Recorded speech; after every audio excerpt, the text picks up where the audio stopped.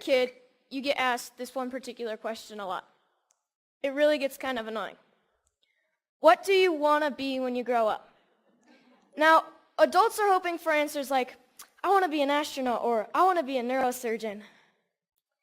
You adults and your imaginations. Kids, they're most likely to answer with pro skateboarder, surfer, or Minecraft player. I asked my little brother and he said, seriously, dude, I'm 10. I have no idea. Probably a pro skier. Let's go get some ice cream. See, us kids are going to answer with something we're stoked on, what we think is cool, what we have experience with. And that's typically the opposite of what adults want to hear. But if you ask a little kid, sometimes you'll get the best answer. Something so simple, so obvious, and really profound. When I grow up, I want to be happy. For me, when I grow up, I want to continue to be happy, like I am now. I'm stoked to be here at TEDx. I've been watching TED videos for as long as I can remember, but I never thought I'd make it on stage here so soon. I just became a teenager, and like most teenage boys, I spend most of my time wondering, how did my room get so messy all on its own? Did I take a shower today? And the most perplexing of all, how do I get girls to like me? Neuroscientists say that the teenage brain's pretty weird. Our prefrontal cortex is underdeveloped, but we actually have more neurons than adults, which is why we can be so creative and impulsive and moody and get bummed out.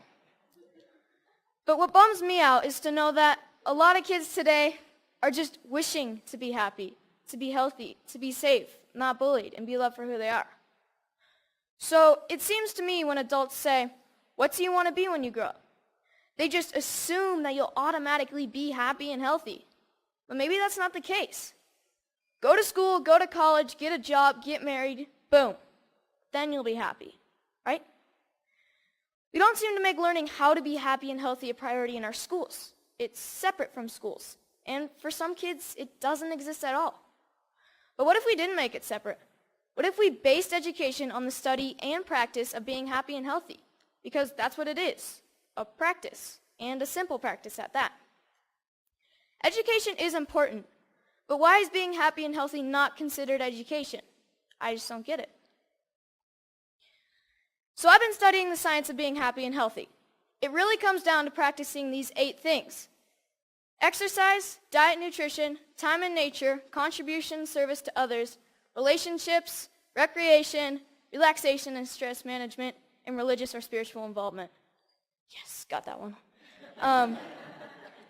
So these 8 things come from Dr. Roger Walsh. He calls them therapeutic lifestyle changes, or TLCs for short. He's a scientist that studies how to be happy and healthy. In researching this talk, I got a chance to ask him a few questions like, do you think that our schools today are making these 8 TLCs a priority? His response was no surprise. It was essentially no. But he did say that many people do try to get this kind of education outside of the traditional arena, through reading and practices such as meditation or yoga. But what I thought was his best response was that much of education is oriented, for better or worse, towards making a living rather than making a life. In 2006, Sir Ken Robinson gave the most popular TED Talk of all time, Schools Kill Creativity. His message is that creativity is as important as literacy, and we should treat it with the same status. A lot of parents watch those videos. Some of those parents, like mine, counted it as one of the reasons they felt confident to pull their kids from traditional school, to try something different. I realize I'm part of this small but growing revolution of kids who are going about their education differently. And you know what? It freaks a lot of people out. Even though I was only 9 when my parents pulled me out of the school system, I can still remember my mom being in tears when some of her friends told her she was crazy and it was a stupid idea. Looking back, I'm thankful she didn't cave to peer pressure, and I think she is too. So out of the 200 million people that have watched Sir Ken Robinson's talk, why aren't there more kids like me out there? Shane McConkey is my hero. I loved him because he was the world's best skier. But then one day I realized what I really loved about Shane. He was a hacker. Not a computer hacker. He hacked skiing. His creativity and inventions made skiing what it is today, and why I love to ski. A lot of people think of hackers as geeky computer nerds who live in their parents' basement and spread computer viruses. But I don't see it that way. Hackers are innovators. Hackers are people who challenge and change the systems to make them work differently, to make them work better. It's just how they think. It's a mindset. I'm growing up in a world that needs more people with the hacker mindset. And not just for technology. Everything is up for being hacked, even skiing, even education. So whether it's Steve Jobs, Mark Zuckerberg, or Shane McConkey, having the hacker mindset can change the world. Healthy, happy, creativity, and the hacker mindset are all a large part of my education. I call it hack schooling. I don't use any one particular curriculum, and I'm not dedicated to any one particular approach. I hack my education. I take advantage of opportunities in my community and through a network of my friends and family. I take advantage of opportunities to experience what I'm learning, and I'm not afraid to look for shortcuts or hacks to get a better, faster result. It's like a remix or a mashup of learning. It's flexible, opportunistic, and it never loses sight of making happy, healthy, and creativity a priority. And here's the cool part, because it's a mindset, not a system. Hack schooling can be used by anyone, even traditional schools. So what does my school look like? Well, it looks like Starbucks a lot of the time. But like most kids, I study a lot of math, science, history, and writing. I didn't used to like to write because my teachers made me write about butterflies and rainbows, and I wanted to write about skiing. It was a relief when my good friend's mom started the Squaw Valley Kids Institute, where I got to write through my experiences and my interests, while connecting with great speakers from around the nation, and that sparked my love of writing.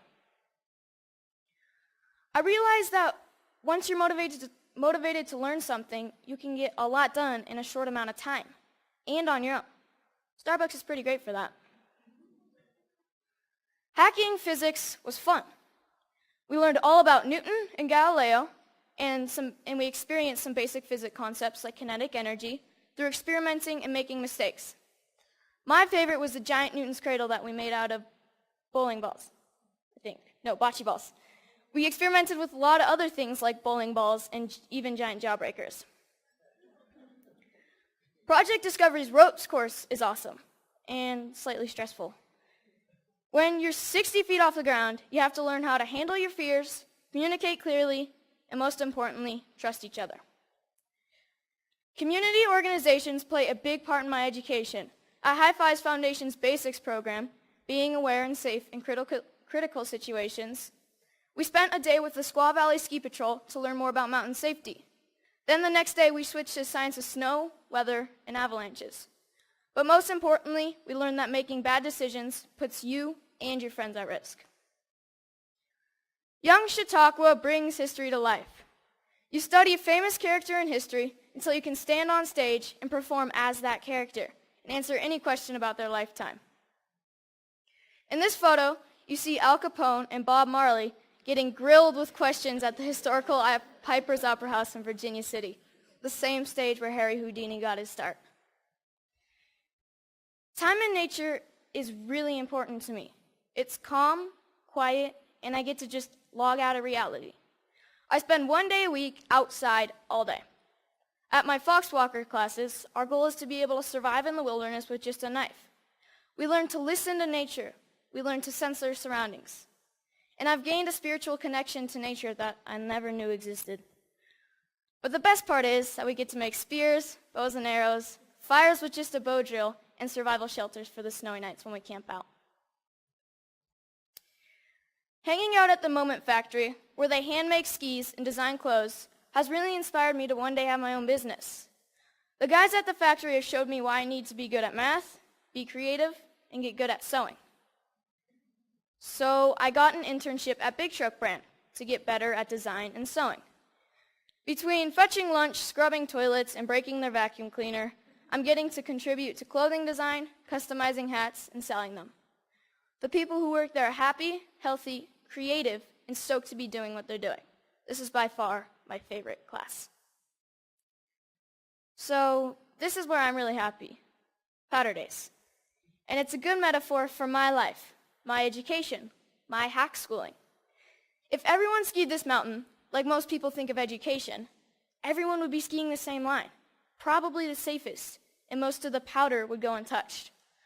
I look at this and see 1,000 possibilities. Dropping the cornice, shredding the spine, looking for a tranny from cliff to cliff. Skiing to me is freedom, and so is my education. It's about being creative, doing things differently. It's about community and helping each other. It's about being happy and healthy among my very best friends. So I'm starting to think I know what I might want to do when I grow up. But if you ask me, what do I want to be when I grow up? I'll always know that I want to be happy. Thank you.